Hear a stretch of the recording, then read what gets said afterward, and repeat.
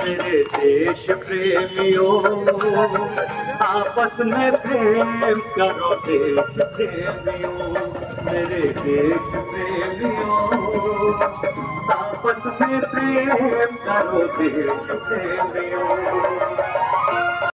আমাদের আজকে যে শান্তির পদযাত্রা এই মেসেজটা শুধু রানীগঞ্জের জন্য নয়, পশ্চিমবাংলার বিভিন্ন প্রান্তে যেখানে হিন্দু মুসলমান শিখ ইসাই যে সম্প্রদায়ের মানুষ আছে, এই যে সাম্প্রদায়িক সম্প্রীতির অভাব বোধের কথা বলছে, এটাকে আমরা বলবো একটা মিথ্যা অপপ্রচার।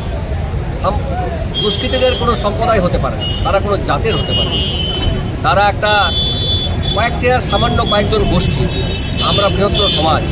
তাই আমরা সেই অশুভ শক্তিকে প্রতিহত করার জন্য আমরা রাস্তায় নেমেছি এবং ভারতবর্ষের তারা পশ্চিমবাংলার যে কোনো জায়গাতে যদি কোনো সম্প্রদায়ের উপর আঘাত আসে, আমি জানবো আমার উপর আঘাত। তাই প্রত্যেক সম্প্রদায়কে আমরা আজকে সংকল্প নিয়েছি যে আমরা এবার থেকে অঙ্গীকার করব যে আমরা কারো বিপদ আসতে দেবো না বা অশুভ শক্তির কাছে আমরা অশুভ শক্তিকে আমরা প্রতিরোধ করব। তাই জাতি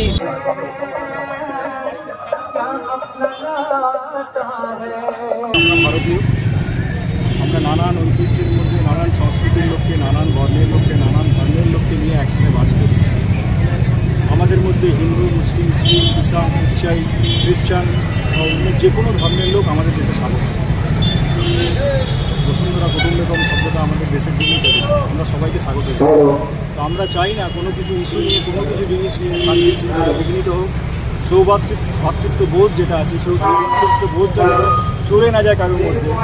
হিন্দু বিপদে পড়লে মুসলিম পাশে দাঁড়াবে, মুসলিম বিপদে পড়লে হিন্দু পাশে দাঁড়াবে, খ্রিস্টান বিপদে পড়লে মুসলিম পাশে দাঁড়াবে, হিন্দু পাশে দাঁড়াবে, জৈন বিপদে পড়লে হিন্দু, মুসলিম, খ্রিস্টান সবাই মিলে একসাথে পাশে দাঁড়াবে।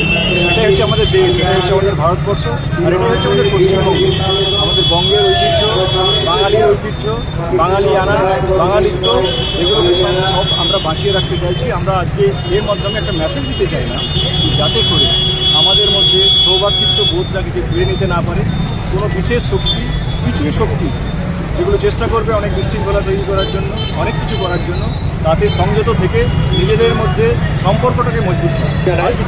যারা আজকের এবং রানীগঞ্জের প্রতিটি ভালোবাসা এবং প্রশাসনের উপর আস্থা রেখে আজকে যে আমাদের শান্তির পদযাত্রা। আর রানীগঞ্জে আমরা দেখাতে চাইছি যে রানীগঞ্জে কোনো ভাদভেদ নেই, হিন্দু, মুসলমান, শিখ, ইসাই সব এক আছে।